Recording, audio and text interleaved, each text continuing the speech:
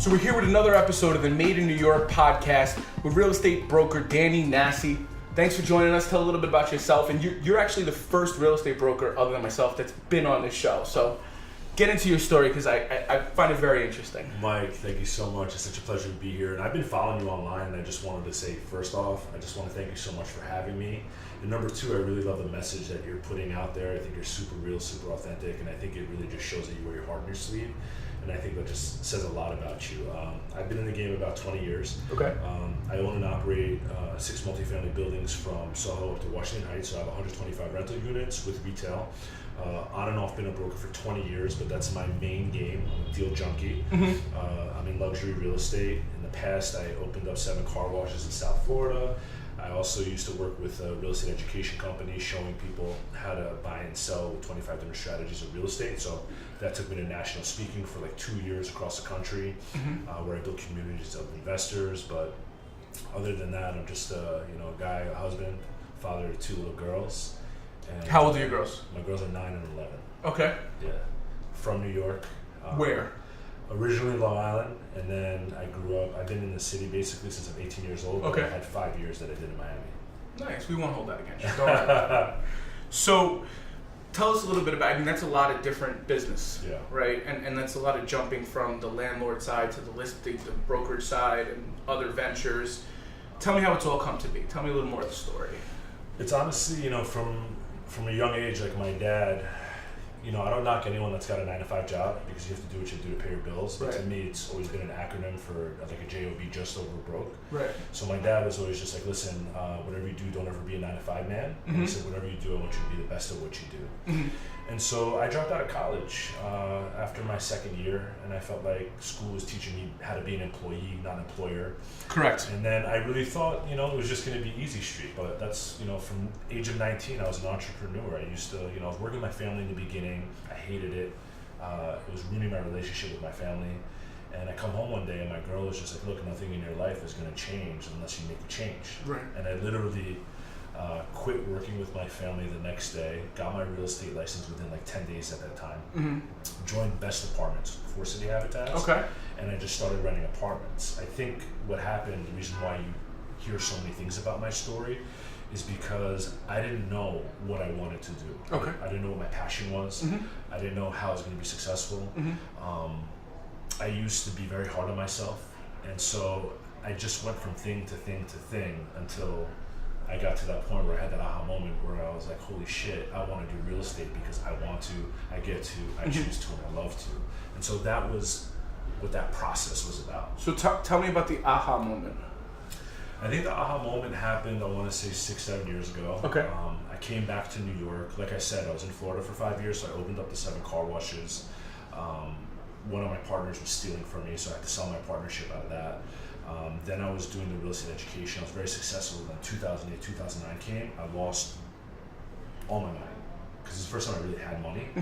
And so it was crazy, dude. I lost my house. I lost my cars. I owed the IRS money, and I never had bad credit, and I ruined my credit. So I had no choice, and I was like, you know what, screw it, I'm coming back to New York because I felt like the money was here. Okay. And I knew eventually I would be back in New York anyway. So I scraped up some money. I got into some deals. I got my real estate license. I got, I co-own these buildings, and then I opened up a property management company, and then I was brokering the deals within the buildings that I own. And I just found myself really depressed, if I'm being honest with you, because I had gained over 100 pounds, so I was a fat fuck. Every day was bad news. My office was half the size of this, and I had with a bookkeeper part-time, so every day somebody was calling me, it was bad news. Property manager is a very thankless job. I have a lot of friends that are property managers, and they'll tell you that it's a thankless job, okay? And so it just got to the point where I have 2 kids, I have a wife, I have a high 6-figure income coming in, and we're all comfortable and we're happy. I wasn't. And there were nights that I was literally like crying in bed where my wife was rubbing my back like a 4th grade schoolgirl, telling me everything's gonna be okay, and I just couldn't see the light. So eventually I just, I sold out of 2 positions I was holding, and I told myself that even if I don't make money for 2 years, I'm gonna jump into luxury real estate full time and see what happens. And that conversation took almost 2 years with my wife because of the fear of, the unknown of like what happens if you don't make it. But I've always felt like I'm gonna make it. Right. So I did it. I jumped in. I ended up from Element, I went to Nest Seekers. And within the first 4 months of being there, I was working at the Fifth Avenue office by myself. I followed all the systems and tools that they shared with me, and then within 4 months, not to impress you, but to impress upon you, I did about $200,000 in commission. It's amazing. Yeah. And for those of you that are not aware, that probably puts you just those 4 months alone in the top 5% of brokers in the city. Yeah. So that happened. That was exciting, and I was like, "Holy shit, I could do this!" Right? Yeah. So that was an amazing feeling, and then I had helped someone get an apartment in a building that I own, and he was on Ryan Serhant's team, which I didn't know at that time. Okay. I usually don't bring this up, but I'm going to bring it up just to give you the full scope. Yeah. And so he calls me one day, he's like, Ryan Serhant wants to raise some money for a client. And I was like, all right, we'll set up a lunch. I have a money guy. So I end up meeting Ryan Serhant with my money guy and with my friend who I gave an apartment to that was also a Nest Seekers broker that was on his team. And so I sit down and I meet Ryan for the first time. He tells me about his new development he got on Fifth Avenue. Coincidentally, I sold the building to his developer. He's like, how much did you sell it for? I'm like, I had a 30-day exclusive. I sold it for $10,275,000 in under 30 days. He's like, well, how's my developer supposed to make money? I was like, well, I don't give a fuck, because I'm a client. So we started laughing, and then he invited me to his office. A week later, we talked about splits. It had to be favorable for me, which it was. And I thought it was a good way for me to get educated, learn from somebody who's really doing a lot of deals. And the rest is history. I was with him for a few years. I did a lot of volume. I learned a lot, but the ultimate goal was to start the Nassi team and do my own thing. So was that the goal going in, like in the back of your head? Like, I'm going to stay here, I'm going to learn as much as I can, and I'm going to do this? Or at some point, did you be like, all right, you know what, listen, I want to see my name up in lights? I think it was a little bit of both. I've always been an entrepreneur. So it's funny you asked that. No one's ever asked me that. It was two things. Number one, I figured, first of all, it was hard enough for me to work under someone's umbrella because I'm certifiably unemployable. Yeah. But I figured, you know what, I'm going to treat it like school and get as much experience as I can. Right. Take all the good things that I learned, because I wouldn't have done the volume that I did in that amount of time. Right. Because of the volume that Right. You accelerated your learning. Exactly. 100%. So I figured I would do that and then go do my own thing. And then also there's a part of me that was like, you know what, I could stay here long term. But my whole thing is, it's really important to me, if I'm working with you, that you're keeping your word, that you're being honest, ethical, legitimate, and that if you say something, you're going to do it. And if there ever comes a time that you don't, and I only give people one chance with that. You have one chance with me. I'm very black and white. If I feel like that's not happening, I'm out like a thief in the night. Okay. And that's that. So, you decided to start this team. Yeah. Talk to me about the beginning of the Nassi team. The beginning was crazy because I didn't even think that I wanted to start a team because I didn't want the responsibility of it. Okay. Like I told you before, I built communities of investors. Right. Okay, so when I did that, it started in South Florida, hotel room with 30 people. I made that 300 a night in Miami, Fort Lauderdale, West Palm. That took me to Utah, it took me to Arizona, it took me to Chicago, it took me to New York, Northern Florida, where I did this all over. And it's very time consuming, and you have to legitimately care about people. But also, people are emotional vampires, right? So if they're not 100% in it to win it, and they're not 100% hungry to do it, then they'll suck everything out of you. Right. So that was always a fear of mine, having my own team here. But as soon as I announced on my Instagram that I left and I started my own thing, within 24 hours, I got, I want to say 50 to 80 DMs of people saying, hey, if you start a team, I'd like to join you. And at that point, the light bulb went off. I was like, wait, maybe I should do this. Right. So what happened was I got to cherry pick people that I thought were good people to work with at the time. And so I ended up hiring 4 or 5 people right off the bat, right off that gear. And I was using the template that I used for the real estate education company that I was working with, which was a mistake that I made. Okay, so talk to me about realizing it was a mistake. Talk to me about the first time you realized you made a bad decision in hiring. I knew almost... Without, I don't need the person. No. I'll talk to you about anything. I knew almost immediately within the first 2 hires. Okay, just based on the attitude, based on the misrepresentation of what they said that they were doing. Because my ultimate goal was, look, you need to have 2 years of New York experience, you need to have done sales, and you need to have a book of business, because I'm here to help you build your business, not give you business. Right. And that's when resentment settles in, when you're not giving Right. them enough. Right. When the whole hopes of them coming was to help them build and generate their own business. And what I do is I gave them favorable splits. Because Right. at my company, and I'm very open with this, I get a 70% split. And once I hit a certain amount, it goes up to 75%. So like if you're on my team and you procure the deal, based on your experience, let's say you have 3-4 years of experience, I'm going to give you 65 to 70% of my 70, which is going to incentivize you to go out and do more business for yourself. Right, because you're getting paid more than you would have in the industry. Exactly. Right. So I'm hooking you up. So if you're not going out and you're not fucking taking advantage of that, I can't fucking help you. Right. You know? Yeah. I will help you if I see you working hard and I'll reward you with business. Right. But there's only so much business I can fucking give you. Right. So I knew that within the first 2 hires. I also knew like one of them just didn't have what it takes. The second one talked a big game, said they had a lot of like millions in buyers, which they never had. And then really didn't know how to like juggle multiple things at the same time. And then immediately I was like, fuck, I made a bad call on this one, I made a bad call on that one. Ultimately, I hired 7 people. I'm down to 3 now. Okay. And the 3 of us together do more volume than when I had 7. Okay. So I've had the same thing, the ups and downs of agents from 2 to 11 to 6 to 8 to it's just the process of the game. Are you at a point now where like you're not ready to hire more, or if like the right person came along, you would hire them?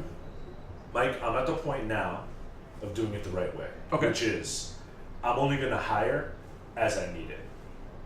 Okay. Okay? Because right now, I have people every single day, and I'm not saying this to my own horn, I'm not that guy. Yeah. I have people reaching out to me every fucking day asking for a job. Every day. Right. Every fucking day. Through DM. Through DM. Yeah. It's every insane. day. You believe what I'm telling you? Oh no, I get the same DMs. Okay, Yeah. so I just hired know. a dude that followed me on Instagram for a year and was like, I'm finally ready to make this jump. Can we talk? And I was like, sure. And that's amazing, Yeah. I really don't spend a lot of my business doing rentals. I do some, depending on what the situation is. But I really try to focus on just sales, and I really try to get my kids, my people that are with me, focused on the same. So a lot of brokers that are in the business, they start in the rental side, right? Just as you have. How did you transition that to the sales side of the business? I think what happened is like when you're in the rental business and you're doing rentals, what happens is you start attracting more and more rentals. Right. And I think the first thing that happens is it starts with a decision. You have to make a decision. Number one, okay, I just want to focus on sales. And then when that happens is like, what the fuck do I do now? How do I get myself into sales? And that's like how you have to get creative. And I can go into like Talk a little about that. Talk about how you went so from. let's talk about some agents right now. Yeah, That's really important, right? Yeah. All right. So how did I knock out my first deal 7-8 years ago when I came in? I was like, you know what? I'm gonna do this full time. Okay. What I did was the first thing I did was I got with a mortgage broker that I trusted. And I said to my mortgage broker, I said, listen, I want you to make me a rent versus buy one sheeter. Meaning, whatever my people are renting right now between $2,000 and $7,000 a month, I want to know, what they can own for that amount of money. Right. Right? I had 125 units, and I had everyone's contact information. Right. So he put up a one sheeter for me, and I took 125 letters, and I mailed it out to all my tenants that I have in my building. 2 popped out. The first one that popped out was a doctor. I'll never forget her. And she did. I co-broked her into one of my buildings, so her broker actually didn't follow up with her. Surprising. So she got my letter, exactly, right? She got my letter. She's like, hey, Danny, I'm ready to buy. And it was a very competitive time, and I sat down with her. I said, look, I want you to understand when you negotiate supporting care, but not that much, and I want to take leverage away from the sellers, and I think it's important that we make multiple offers so that way we can let each seller know we have multiple offers. That way we can see what we can get the most reasonable deal for. So she said, okay. She's the easiest deal I ever had, too, because usually your first deal is the hardest. Yeah. I showed her 3 properties. We made 3 offers. I closed my first deal at $1,250,000. So that was great money. Yeah. The second deal popped out similar in the same way, and then the third deal came out from a fraternity brother in college. And then the ball just started rolling. But I think what happens is you start working with buyers, and then years later, those buyers become sellers. Right. Further, like another way to generate business, and I say this all the time, Mike, is you always have to be in front of people. Coffee, breakfast, coffee, lunch, coffee, dinner, cocktails, after hours. I make sure that I'm in front of people all the time, and once they ask me how I'm doing, they're asking me what I'm doing with my life, I ask for help. Can you help me? Can you help me? Can you help me? I say this over and over every single fucking day. And my biggest lead generator is once I close business, I meet with the seller. I say, can you meet me Tuesday, Thursday at 1 o'clock? So they can't say no, not that they would. And then once I meet with them, I say, hey, how'd you like my service? They're like, I loved it. And then I say, hey, if there's 5, do you have 5 friends that can, that may want to use my services? And they'll be like, Danny, sure, I'd love to help you, but I don't have 5 friends that need your services. And then I say, well, if you have 5 friends that did, who would they be? And then I shut the fuck up. They come up with a list. I ask them to call those people, tell them their experience with me. Facts tell, stories sell.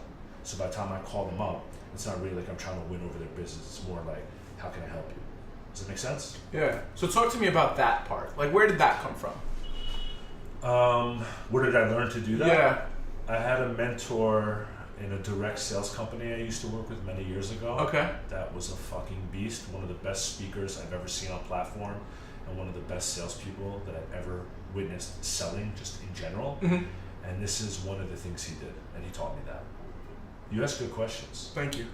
Seriously, you ask good questions. Thank you.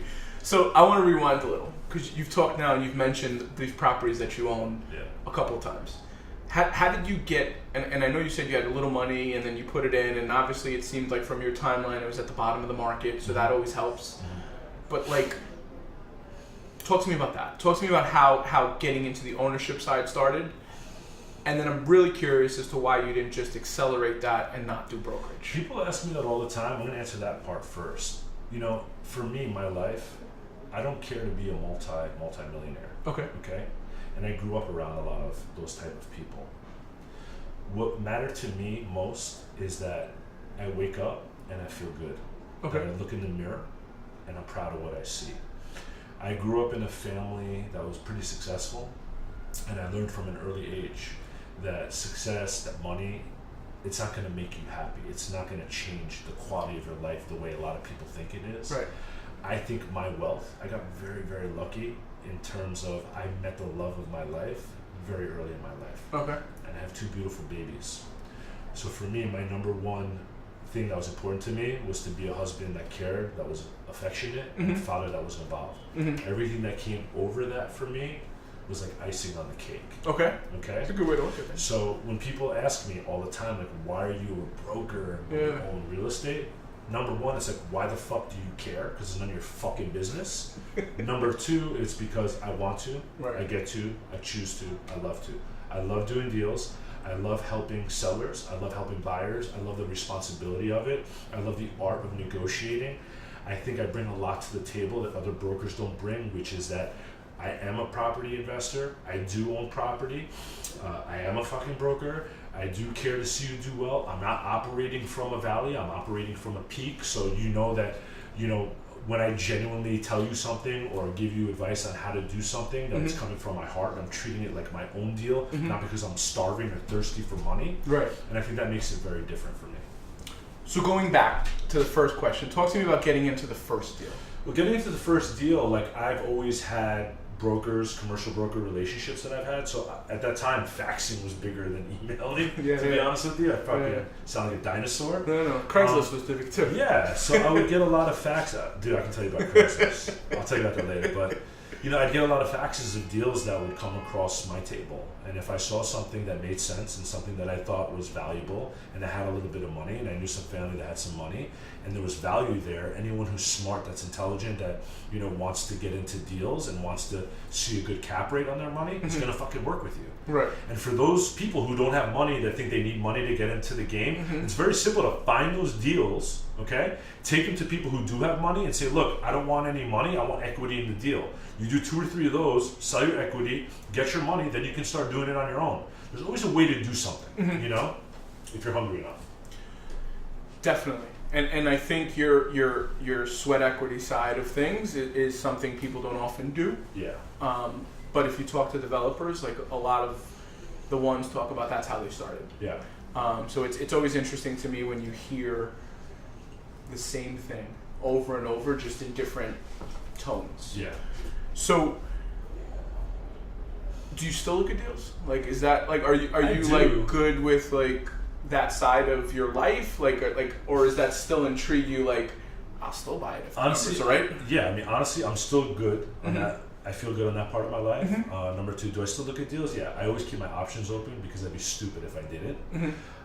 And number three, I haven't bought anything really since like 2011. Okay. So you're waiting for the next downturn? Yeah. I mean, I'm always waiting for a downturn. I just feel like right now there aren't the kind of deals that there were in 2011. No, you know? not at all. Not even close. When I started going into Washington Heights and I started going into West Harlem and Central Harlem, a lot of people looked at me like, you're fucking crazy. But you know what? At that time, there were 12 caps. Right. Okay? Right. Now, those are like 15, 16 caps. Right. So who was fucking crazy? Yeah. No, I couldn't agree more. Did you feel comfortable, like having been a New Yorker, did you feel comfortable going into some of these neighborhoods that other people wouldn't have? Yeah, I mean, New York. Because I find it, I'm sorry to interject. No, I find it interesting that if I look at like my developers that I represent, the ones that are New Yorkers tend to be a little more risk adverse than those that are not. You know, I listened to my dad's advice on this, and you know, he's been in the real estate game 50 years. Most people don't know that. And he sat me down a while back and he said to me, Danny, he goes, my generation was 96th Street and South. He said, your generation is going to be 96th and North because there's only one way to go. And that's right. it. So, well, there's another way to go. It's east. Yeah, it's east also. But I took that advice. Right. You know, when you told me that. You know how you said earlier, before we went on camera, you said, you know, you used to hand out flyers for your dad. Yeah. You know, you listened to him, Yeah, you respected him, you know what I was talking about. Yeah. He probably took you everywhere, right? Pretty much. When it came to that? Yeah. Okay, my father, he took me everywhere too. Yeah. So I never had that feeling of uncomfortable, you know, being uncomfortable, like going to Harlem or going to, you know, West Harlem, Central Harlem, going up to Washington Heights. Yeah. I never felt uncomfortable about that. You know, New York is New York. Right. And I love this place because it's open to everyone. Right. And New York when we were younger was a lot different place than it is today. It's a lot cooler. So for me, it had a lot more grit. Yeah. It was less safe. That's what was fun about it. No, I'm kidding. I mean, to an extent, listen, I remember Times Square when it was pimps and prostitutes. I remember that too. Yeah. Yeah. So it's definitely like that was a good change. Yeah, like you would have never hung out on Kent. Yeah. 15 years ago. Yeah. You know, like what is it? I'm trying to remember the name. Douglaston, the group that built the Edge, was having trouble selling it $600 a foot when it first hit the market. Yeah. And now they're trading it 15, 16, Isn't that 17. crazy? I mean, I don't think it's crazy. Yeah. I think New York is underpopulated. I think New York is going to continue to grow. I think we'll have drops, but I think in the big picture, like people don't take into context that this is the biggest country and the biggest city in the country, and arguably the financial capital of the world. So I think as that stays in place, short of major environmental event or terrorist event, we're only going to continue to see the market increase, and we're going to see more neighborhoods that you would have never thought of 15 years ago become popping. Yeah. So most of your business is on this island in Manhattan. Yeah. Have you looked at venturing out past that as to like the advice your father gave you about going north? And obviously now, look, we're seeing new development in Inwood. Yeah. So like, have you, and maybe this isn't today, maybe this is like in the back of your mind 5 years from now, but have you thought of like pushing further into Queens and Brooklyn, which is seeing very similar things to what you probably saw a decade ago in Washington Heights? Yeah, of course. I mean, again, I would not close my options to that. I think, again, you know, this comes down to each individual, okay? For me, it's very important that that I'm with my family, okay, and that I'm present, and that I'm alive, and that they know that I care, and that I'm listening, and that I'm hearing them, okay? When I was working in my property management company, just to give you some perspective, I had more time for my family, I had guaranteed income, and I was never present because I was so unhappy. Okay, now I have less time. My money is unpredictable if I'm not filling up my pipeline. Right. And I'm very present for my family. This is my number one priority in my life. My wealth, my health is my family. So talk to me about being a parent as a real estate broker, because there's a lot that goes into one being a parent, right? And then there's a lot that goes into running a team and running a business. And a lot of the times those two things don't overlap, because there's only one of you, and even if you have agents, there's still only one of you. And you can only be in so many places at the same time. Tell me how you juggle that and how you prioritize the decisions around your family versus business. First of all, my family, again, priority. And my business, big priority. My clients know that I'm available 24/7 unless it has to do with my family. So if it comes a time where it's between going to see my little girl play ice hockey or going to a play at her school or being at a publishing party for one of my daughters, and there's something that's going on with one of my clients, they're gonna have to fucking wait. That's it. Because you wanna know what the truth is? If something was happening with their kids and I had something that was pending deal-wise for them, You'd have to wait. I'd have to wait. Yeah. So I learned a long time ago, I treat people in business the way they treat me. And that's it. It's very simple. I've always mirrored people. And I think that's a good way to negotiate also. You have somebody who's aggressive, you gotta be aggressive. If you have somebody who's low key, you gotta lower your voice, you gotta be low key. If you have somebody who's outrageous and likes to laugh, you gotta be outrageous, you gotta laugh with them too. So that's something that I learned a long time ago. My family always comes first. There's nothing in the world that can ever get in the way of that. So talk to me about finding that happiness. You were talking about how you weren't happy in property management. Yeah, I think I wasn't happy for a long time, long before that. I think, when you're a kid and you're growing up, you have this like belief that everything's just gonna fall into place, everything's gonna be okay. And then you go through these obstacles in life where you just don't know, if things are gonna be okay and if things are gonna be good. And I think what happened was, and it's the people that love you the most, I was going from thing to thing to thing, just trying to figure out what my purpose was, trying to figure out who I was, what I wanted to be, how I wanted to make a living. And what happened was, very frequently I realized that this isn't what I want, this isn't what I want, this isn't what I want. And then my family and friends are like, yo, you gotta stop quitting and you just gotta stick with something. But it wasn't that I was quitting, it was that I just knew that I wasn't passionate about it. And I'm a passionate person. So I started with renting apartments, then doing commercial leasing, then selling commercial buildings, then moving to Florida and doing and brokering and doing short sales, and then opening up 7 car washes, and then doing the real estate education program, then losing everything, then coming back to New York and then getting my real estate license, and then getting to property management. It really took me of being really miserable, not being good to myself, my self-talk, what I was saying to myself, to realize what I wanted to do, which eventually I woke up with. I was like, wow, I really want to be a luxury real estate broker. It was really hard for me to break in. I broke in, and it was just game changing. It was life changing for me because I could do what I wanted to do. I loved what I was doing, and I could really make an impact on not only the clients that I serve, but the other people that work around me, that that care about me, that support me. It's just a beautiful experience for me all around. So talk to me about, and I know there's no normal days, especially in this business. Yeah. But talk to me about what a typical day looks like. I mean, I don't like routine, and I say this all the time. I'm not big on routine. As soon as my life feels routine, I have big problems with that. Okay. So there are 2 things that are routine. Number 1 is I always run. I run every morning. And number 2 is I read a lot. You know how I was telling you earlier, the self-talk wasn't good? Yeah. Like, I want to say about 10 years ago, I really just started reading a lot of self-development books. Okay. To create positive habits, change the way I saw things, my perspective, just to always end my thoughts with positive feelings rather than negative ones. Was there anything that really hit home that you look back and or an author that was this dude or chick really changed my life? And then I give this book out to everyone. For me, it was Think and Grow Rich by Napoleon Hill.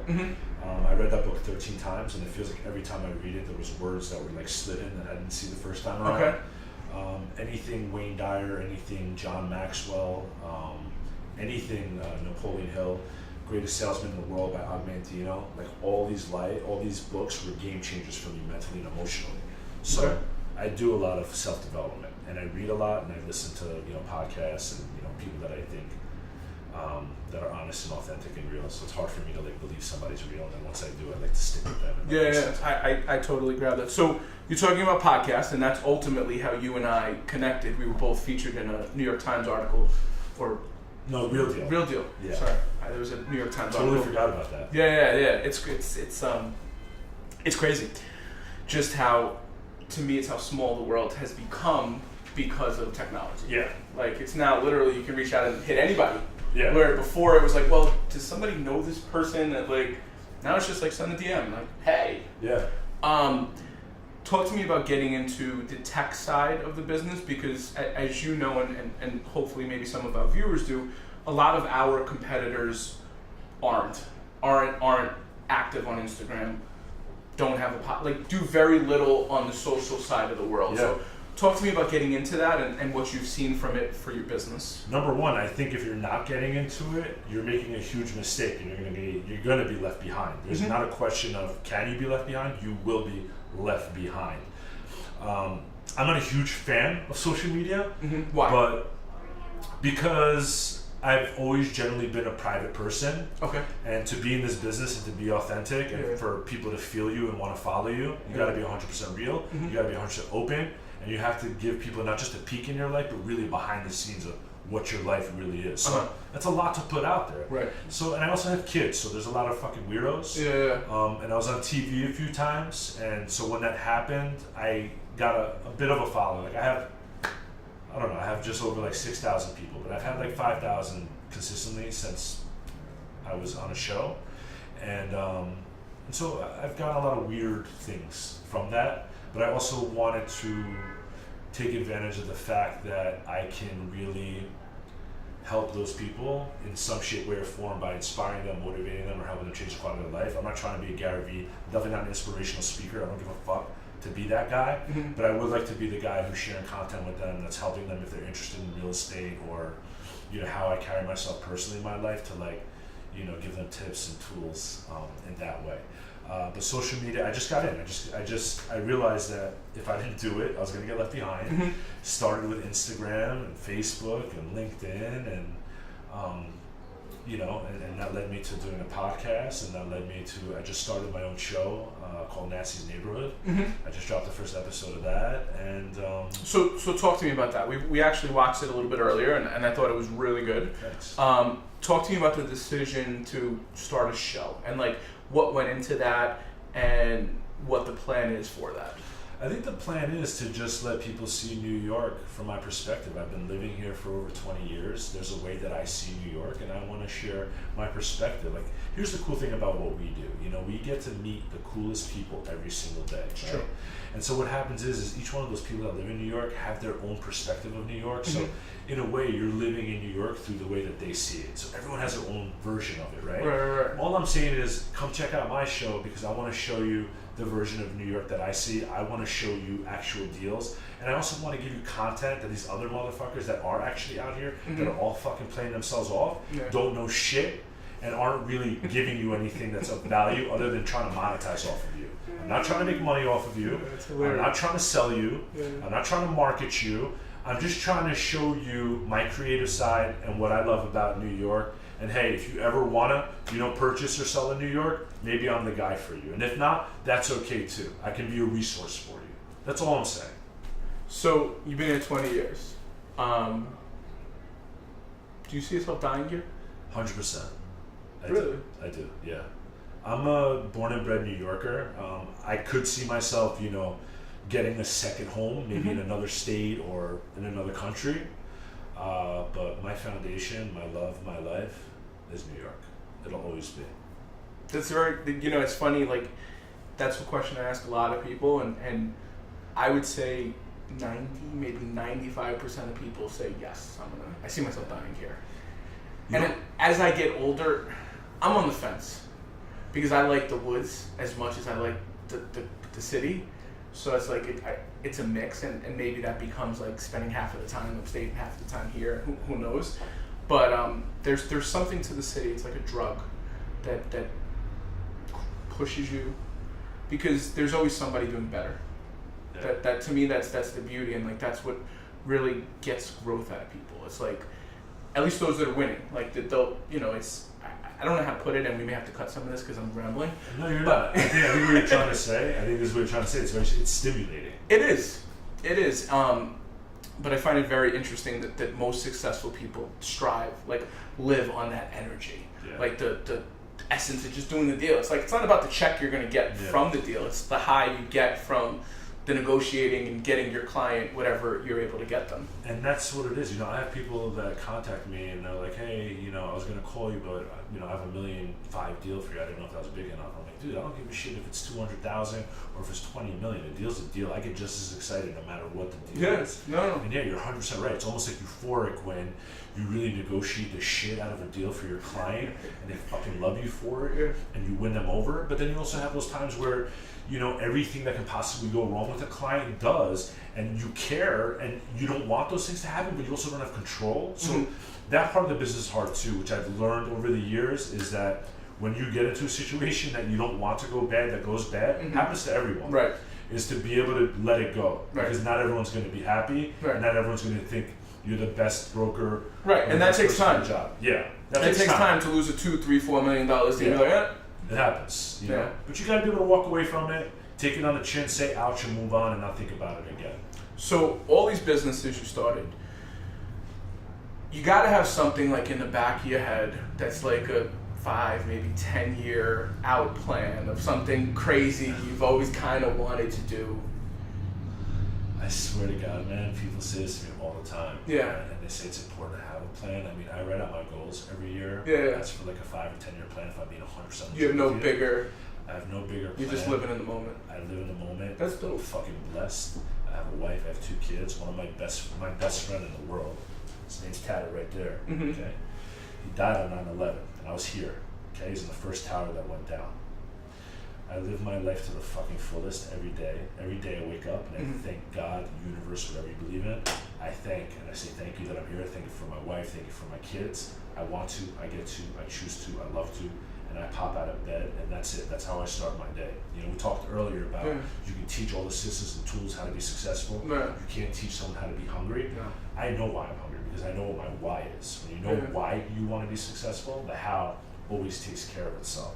So what I'm saying is, if money isn't an issue and you don't know what your purpose is out there, whoever's out there, if you don't know what your purpose is, which is something I wish somebody told me this years ago and I figured it out. If you don't know what your purpose is, ask yourself one question. If money wasn't an issue, what would I do with my time? It took me years to answer that question. It might take you an hour. If you answer that question, you know what your fucking purpose is, and you're gonna have a happy life. Because that's what you should be doing. I'm with you 100%. Anything you want to share before we wrap? No, I just, again, like... So you got this new show on IGTV. Yeah, I don't want to do that unless you're... No, 100%. You can 100% plug. I'm here for Dylan will put like a little bubble or something here with a picture of you in the East Village. Is the goal to like hit every neighborhood?